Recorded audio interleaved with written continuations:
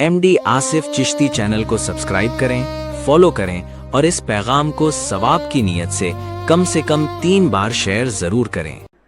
रात आती है, दिन चला जाता है, फिर दिन आता है, रात चली जाती है। ये बदली अल्लाह ने रखी है किनके लिए? जो नसीहत हासिल करे। नसीहत क्या हासिल करनी है? वही रब है, जब चाहे रात निकाल दे, चाहे दिन निकाल दे, सब कुछ उसके दस्ते कुदरत में है। फिर यहां एक बड़ी प्यारी बात मैं आपके सामने अर्ज करूं, याद रखिएगा, जिंदगी भर इसे याद रखिएगा और इस आयत को कभी फरामोश मत कीजिएगा कि अल्लाह ने रात बनाई क्यों है। कुरान रात का कॉन्सेप्ट क्या देता है? तो अल्लाह अज़्ज़ व जल्ल इरशाद फरमाता है, हुवल्लज़ी जअल लकुमुल लैल लितस्कुनु फीह, वही है जिसने रात बनाई ताकि तुम उसमें सुकून हासिल करो। दिन में सूरज निकलता है और आप भी अपने घर में जब बेडरूम में आराम करना चाहते हैं, सोना चाहते हैं, तो लाइटें ऑन करके नहीं सोते, डिम लाइट या नाइट लैंप ऑन करके सोते हैं ताकि रोशनी कम होगी या नहीं होगी तो अंधेरे में आंख लग जाएगी और जैसे ही सूरज की रोशनी आनी शुरू हो जाती है तो आंख खुल जाया करती है। अल्लाह ने रात को सुकून के लिए बनाया तो सूरज को दिन में निकालता है और रात को सूरज को गुरूब कर देता है ताकि बंदे आराम करना चाहें तो उनके लिए भी नाइट लैंप के तौर पर तारे जगमगाते रहते हैं, जिससे बंदे को कोई तारीकी के जाने का या रोशनी का एहसास नहीं होता। लितस्कुनु फी, ताकि उसमें सुकून हासिल करो, यानी पूरी रात जाग करके गुजारने की जरूरत नहीं है, आराम भी करो। खुद हुजूर सल्लल्लाहु अलैहि वसल्लम से रब्बे कदीर ने फरमाया, या अय्युहल मुज़म्मिल कुमिल लैल इल्ला कलीलन निस्फा अविन कुस्मिनु कलीलन औ ज़िद अलैहि वरत्तिलिल कुरआन तरतीला।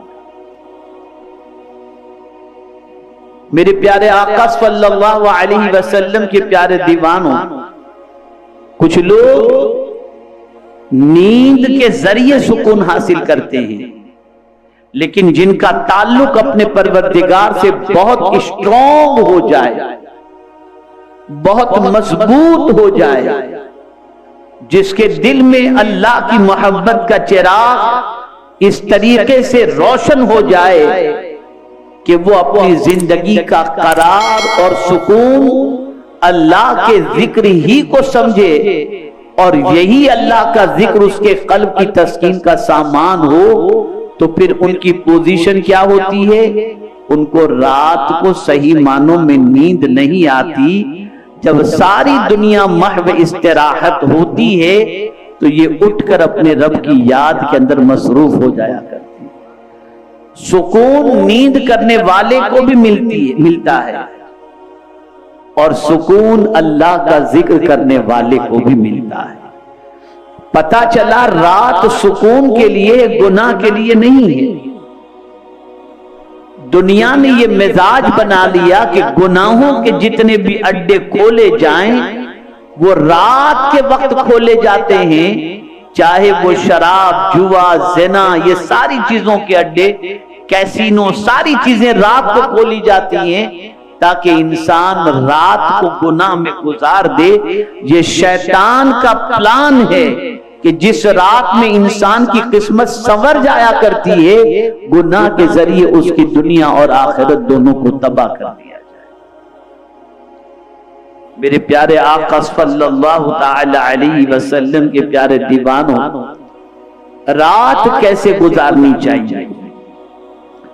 तो कुरान मुकद्दस में अल्लाह अज़्ज़ व जल्ल ने इरशाद फरमाया, इन्न लक फिन नहारी सबहन तवीला, बेशक दिन में तो तुमको बहुत से काम हैं। दिन होता है मसरूफियत का, آدمی صبح اٹھتا ہے، جاب پر جانا ہے، بچوں کا خیال کرنا ہے، کاروبار کرنا ہے اور بہت سارے گھر کے کام جو انسان دن میں نپٹتا ہے، تو دن میں اس کے پاس اتنا وقت نہیں رہتا کہ وہ جس طرح سے چاہتا ہے اللہ کا ذکر کر سکے. تو اب حضور صلی اللہ علیہ وسلم سے اللہ فرماتا ہے ان لک فی النہار سبعا طویلا، بے شک دن میں تو تم کو بہت سے کام ہیں، وَاذْكُرِ اسْمَ رَبِّكَ وَتَبَتَّلْ إِلَيْهِ تَبْتِيلًا، اور اپنے رب کا نام یاد کرو، سب سے ٹوٹ کر اسی کے ہو جاؤ. رات آتے ہی اللہ کے ذکر میں مصروف ہو جاؤ. آقا کریم صلی اللہ علیہ وسلم ہمیشہ اللہ کا ذکر کرتے، لیکن رات کے ذکر کی کیفیت بڑی عجیب ہوا کرتی. کبھی کبھی رات میں قیام اتنا طویل کر دیتے حتی تورمت قدماہ، کہ آقا کریم صلی اللہ علیہ وسلم کے دونوں پاؤں مبارک پر ورم آ جاتا.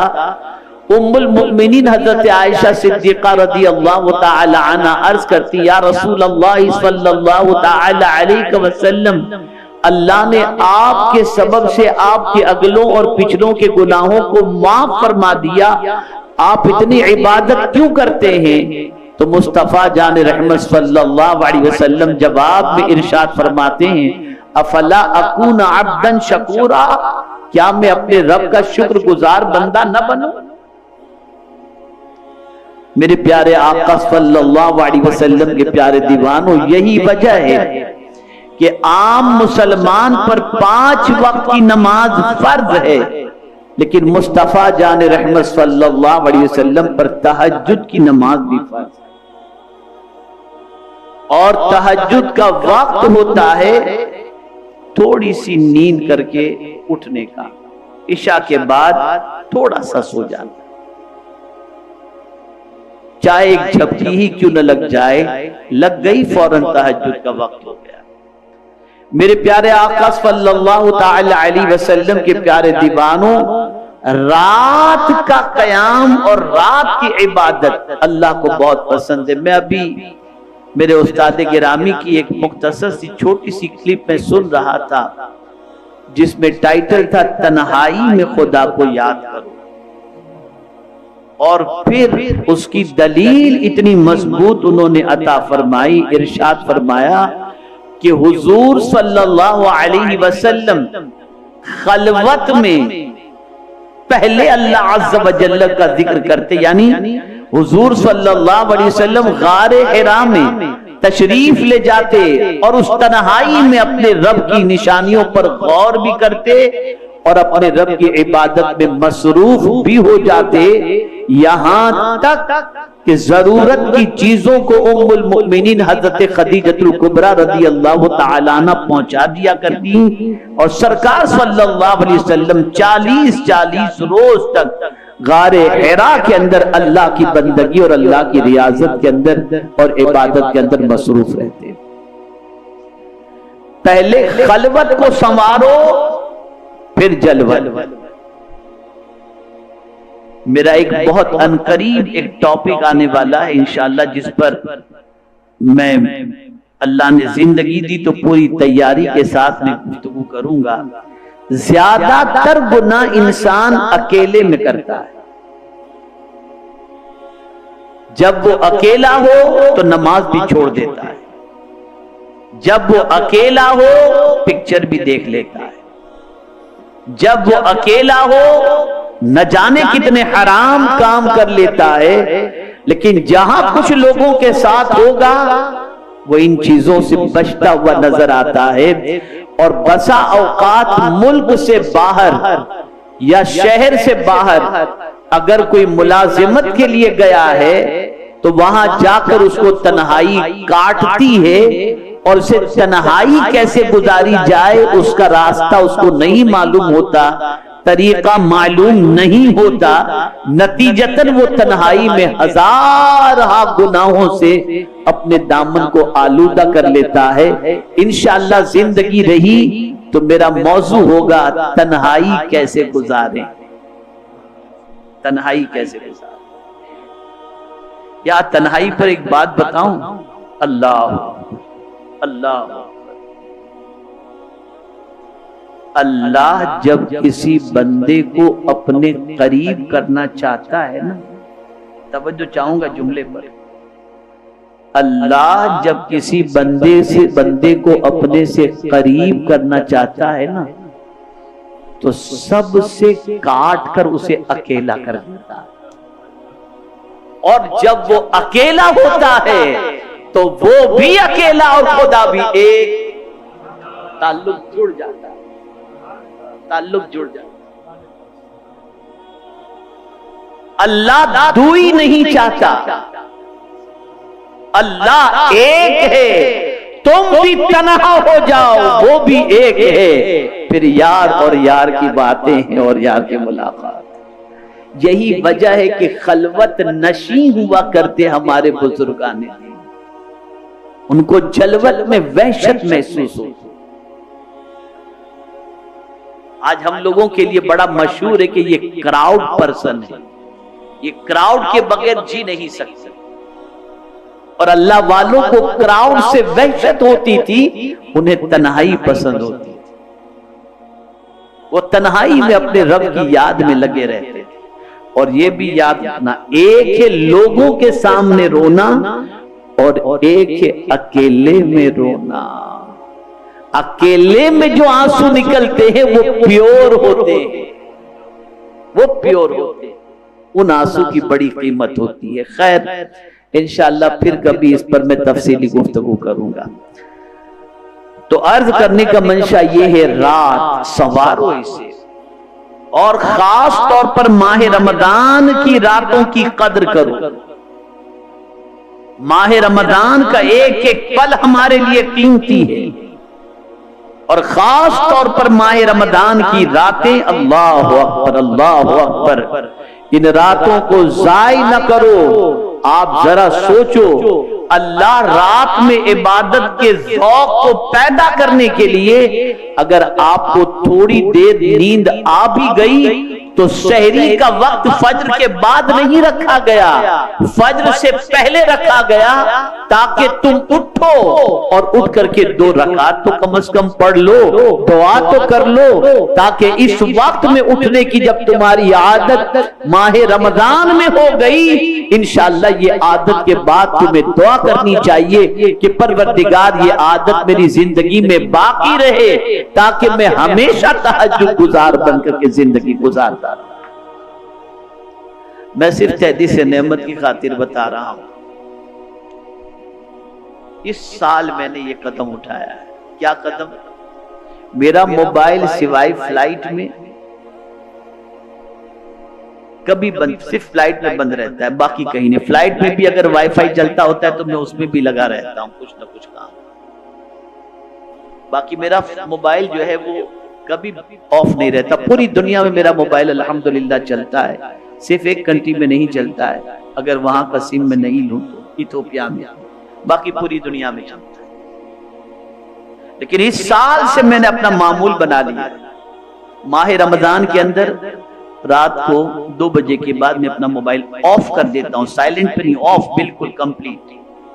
اور جو کچھ اللہ توفیق دے, اللہ کی توفیق سے تھوڑا بہت پڑھتے پھر سو ہی جاتا ہوں, آرام کر ہی لیتا ہوں. اور بالکل الحمدللہ وقت پر اٹھ کر تہجد کی نماز ادا کر کے جو کچھ اللہ توفیق دیتا ہے توبہ و استغفار کر کے پھر سحری, پھر فجر, پھر تلاوت, جو کچھ بھی اللہ توفیق دیتا ہے. لیکن موبائل بند کرنے کا اس مرتبہ میں نے خود سلسلہ شروع کیا, جس کی وجہ سے مجھے اتنی راحت مل رہی الحمدللہ کہ ایسا لگتا ہے کہ کیا دنیا سے تعلق, تھوڑا سا اسے بھی توڑو اور اس سے جڑنے کی کوشش کرو. ہم سب کا خیال کرتے ہیں, رب کے بارے میں سوچنے کا وقت ہمارے پاس نہیں. آئیے اور ایک بات, 2 آیتیں سماعت فرما لیں, 2-4. اللہ عز و جل ارشاد فرماتا ہے رات کیسے گزارنی چاہیے. وَمِنَ اللَّيْلِ فَاسْجُدْ لَهُ وَسَبِّحْهُ لَيْلًا طَوِيلًا. اللہ اکبر. اور کچھ رات میں اسے سجدہ کرو اور بڑی رات تک اس کی پاکی بولو. یعنی کیا پاکی بولنے سے مراد؟ سبحان اللہ کا سبحان اللہ کا. یہ بڑی رات جو ٹھنڈی کی ہوا کرتی ہے یا رات کا بڑا حصہ ہمارے پاس اگر ہے تو اس کو ضائع نہیں کرنا چاہیے، بلکہ اس رات کے حصے کو اللہ کی تسبیح کے اندر گزارنا چاہیے. اور رات میں سجدے کی عادت بناؤ. رات کا سجدہ بڑا عظیم ہوا کرتا ہے، بڑا اہم ہوا کرتا ہے. میرے پیارے آقا صلی اللہ علیہ وسلم کے پیارے دیوانوں، جس سے سجدے کی لذت مل جاتی ہے، جس سے سجدے کی برکتیں نصیب ہو جاتی ہیں، جس کو عبادت کے اندر لذت ملنی شروع ہو جاتی ہے، ان کی کیفیت قرآن نے بیان کی. تتجافا جنوبہم عن المضاجع یدعون ربہم خوفا وطمعا. ان کی کروٹیں جدا ہوتی ہیں خواب گاہوں سے، یعنی وہ کروٹیں بستر پر نہیں لیتے، وہ کروٹیں جدا ہو جاتی ہیں خواب گاہوں سے اور اپنے رب کو پکارتے ہیں ڈرتے اور امید کرتے. یعنی اس وقت وہ اپنے رب کو ڈرتے ڈرتے پکارتے ہیں اور امید کرتے ہوئے پکارتے ہیں. میرے پیارے آقا صلی اللہ علیہ وسلم کے پیارے دیوانوں، اور پھر فرمایا گیا اور ہمارے دیے سے کچھ اللہ کے ہمارے نام پر خرچ کرتے ہیں. میرے پیارے آقا صلی اللہ تعالی علیہ وسلم کے پیارے دیوانوں، اب یہ دو آیتیں خاص طور پر سنیں. خاص طور پر ہم نماز کے اندر دعا کرتے ہیں اہدنا الصراط المستقیم صراط الذین انعمت علیہم. ہم کو سیدھے راستے پر چلا، ان کے راستے پر جن پر تیرا انعام نازل ہوا. اور انعام یافتہ بندے انبیاء، صدیقین، شہداء اور صالحین. اب صالحین کی عادت کیا ہے؟ میں بھی اپنے آپ کو صالح کہوں اور پوری رات گپ شپ مارتا رہوں اور فجر پڑھ کر کے بعد میں سوں اور میں پھر ڈینگے ماروں تو میں تو پوری رات جاگتا ہوں. ایسا جاگنا کیا؟ ایسا جاگنا کیا؟ جاگنا عبادت کے لیے ہو، جاگنا اللہ سے لو لگانے کے لیے ہو، جاگنا درود شریف کے لیے ہو، جاگنا قرآن شریف کی تلاوت کے لیے ہو.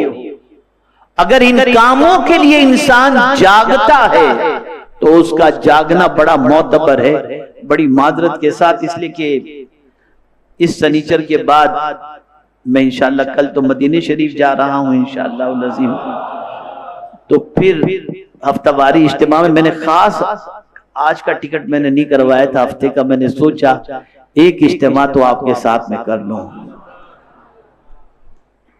دیکھیے میں آپ کو ایک چیز بتاؤں، ذرا کڑوی بات ہے. ماہ رمضان کا آخری جب جمعۃ الوداع ہوتا ہے یا 27ویں شب گزر جاتی ہے تو پوری دنیا میں الوداع پڑھا جاتا ہے، پڑھا جاتا ہے. چپتی ہوئی بات ہے، برا بالکل مت لگائیے گا، میں کسی کی نیت پر حملہ نہیں کر رہا. جتنے بھی الوداع میں روتے ہیں سب افطار میں دبا کے کھاتے ہیں، کسی کو کوئی غم نہیں. اور اشعار سنیں گے تو آنسو بہائیں گے. ایسا لگتا ہے جیسے رمضان کی جدائی کا ٹینشن اتنا ہو چکا ہے کہ اب کیا کریں گے. لیکن حال یہ ہوتا ہے کہ بس پوچھئے نہیں یار یہ کیا ہے، یہ سب میں سمجھ نہیں پاتا. اگر جانے کا رمضان المبارک کے جانے کا غم ہے تو پھر کیفیت کیا ہونی چاہیے؟ بھئی میں آپ سے ایک سوال پوچھتا ہوں. خیر اب تو دل لوگوں کے اتنے سخت ہو گئے ہیں کہ انتقال کسی کا گھر میں اگر ہو بھی جائے تو اس کے بعد بھی ایک دو دن کے اندر تو پھر اس کی پوزیشن بڑی عجیب ہوتی ہے، پھر آرڈر چلتا رہتا ہے اور کھانے چلتے رہتے ہیں. دل سخت ہوتا جا رہا ہے. یاد رکھیں دل کو بدلو، کیفیت کو بدلو. جتنا تعلق جس سے مضبوط ہوگا اتنا ہی اس کی جدائی کا غم زیادہ ہوگا. اگر رمضان سے ہمارا کنیکشن اتنا اسٹرانگ ہو گیا کہ ہم نے ماہ رمضان کے دن کی بھی قدر کی اور رات کی بھی ہم نے قدر کی اور بھرپور بندگی سے ہم نے فائدہ اٹھایا، تو اس رمضان کے جانے کا ہمیں ٹینشن ہوگا۔ ہمارا حال تو یہ ہے کہ 27 کے بعد تو مسجد بھی خالی ہو جاتی ہے، اور میں بڑی معذرت کے ساتھ ایک جملہ عرض کرتا ہوں، ایسا لگتا ہے کہ جیسے 27 کے بعد معاذ اللہ ثم معاذ اللہ رمضان کو آہستہ سے بھئی اب جاؤ بہت ہو گیا، بازار کھچا کھچ۔ یہ نہیں ہونا چاہیے، یہ نہیں ہونا چاہیے۔ جس عشرے میں رسول اعظم صلی اللہ تعالی علیہ وسلم اپنی تہبند کو ٹائٹ کر لیتے تھے، اور سرکار صلی اللہ علیہ وسلم اعتکاف میں بیٹھ کر سب سے کٹ کے اپنے رب کے ہو جاتے تھے، ہم اسی عشرے کے اندر رب سے کٹ کے سب کے ہو جاتے ہیں۔ کیا مزاج بن چکا ہے ہمارا، کیا سوچ بن چکی ہے۔ تو عرض یہ کر رہا تھا کہ وہ لوگ جن کا دل محبت الہی سے لبریز ہوتا ہے، ان کی رات کیسے گزرتی ہے؟ کانوا قلیلا من اللیل ما یہجعون، وہ رات میں کم سویا کرتی۔ یہ نہیں کہا کہ سویا ہی نہیں کرتے، قلیل کا لفظ آیا ہے، پتہ چلا سونا چاہیے رات کو۔ اس کو ذہن میں رکھو، اگر پوری رات آپ جاگتے ہیں صحت پر اثر پڑے گا، اور اگر آپ تھوڑا سا بھی یہ جملہ یاد رکھیے گا، رات کے 1 گھنٹے کی نیند دن کے 12 گھنٹے کی نیند پوری نہیں کر سکتی، یعنی اس کا مقابلہ نہیں کر سکتی، اس لیے کہ جس کو رب نے سکون کے لیے بنایا ہے اس میں سکون ہے۔ مطلب یہ نہیں کہ خوب دھڑاکے سے سو جاؤ، اتنا سو جس کی کوئی انتہا نہیں۔ اللہ والے رات کو سوتے تھے لیکن کم سویا کرتے تھے۔ کانوا قلیلا من اللیل ما یہجعون، اور اٹھتے کب تھے؟ سحر کے وقت، اور پھر کرتے کیا تھے؟ اللہ اللہ اللہ اللہ۔ ذرا سوچو، وَبِالْأَسْحَارِ هُمْ يَسْتَغْفِرُونَ، اور پچھلی رات استغفار کرتے۔ یعنی میں حیران ہوں یا اللہ، لوگ گناہ کر کے اللہ سے معافی نہیں مانگتے، لیکن نیک بندوں کا حال یہ ہے کہ وہ نیکی کر کے بھی اللہ سے مغفرت کی بھیک مانگتے۔ کیا سوچ!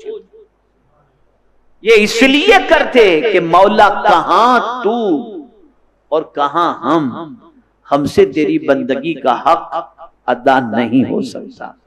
ایک نقطہ آج یہ ذہن میں لے کر اٹھو کہ کبھی بھی پوری رات نہ جاگنا،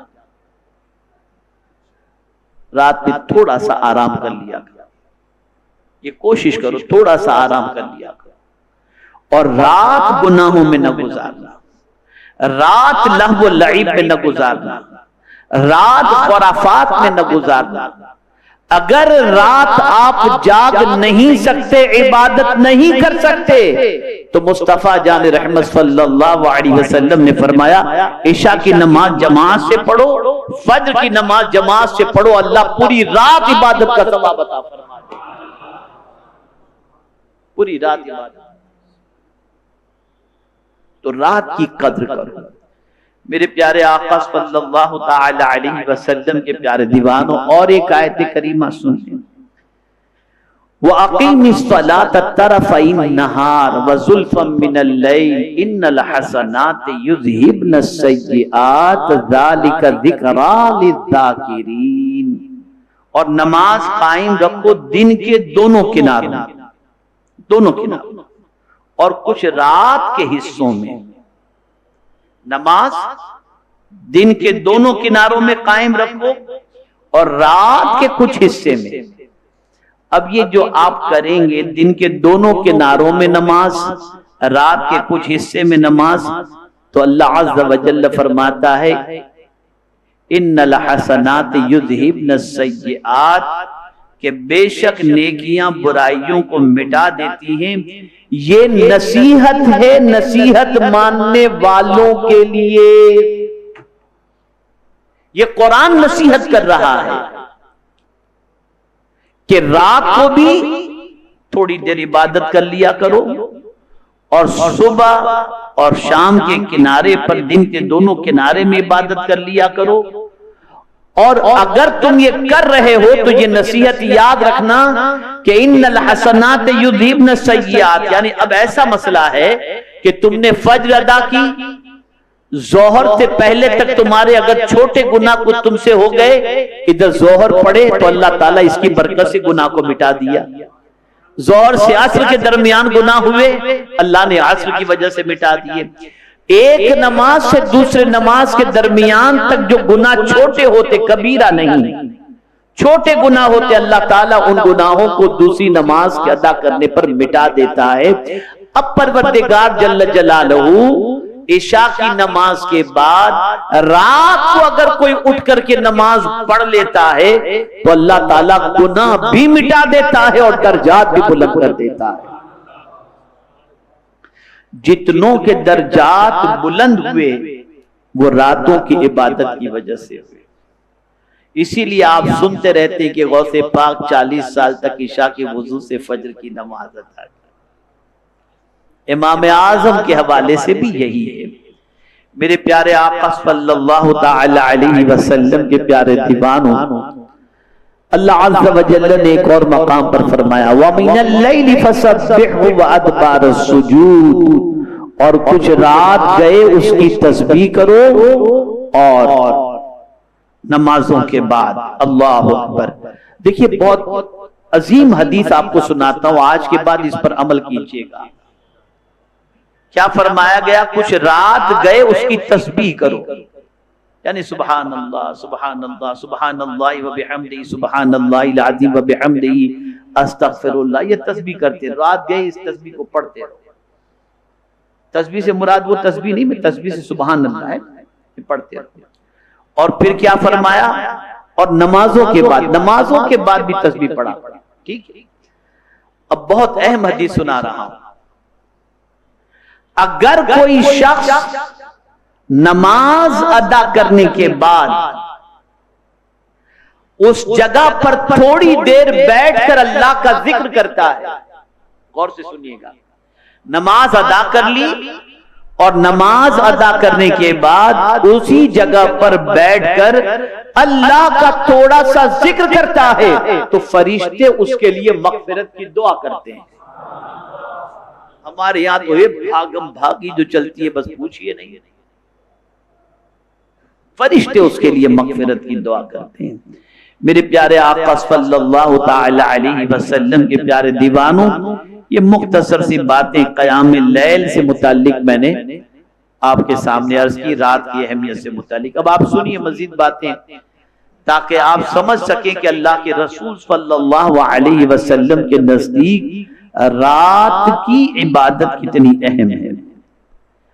میرے پیارے آقا صلی اللہ تعالی علیہ وسلم کے پیارے دیوانوں، حضرت عبداللہ ابن عمر رضی اللہ تعالیٰ عنہ، یہ بہت عظیم صحابی، فاروق اعظم رضی اللہ تعالیٰ عنہ کے بیٹے، بہت عظیم، سرکار صلی اللہ علیہ وسلم کی سنتوں کے محافظ، سرکار کی ایک ایک ادا کو جانتے اور اس پر جان نچھاور کرتے، اس پر عمل کرتے.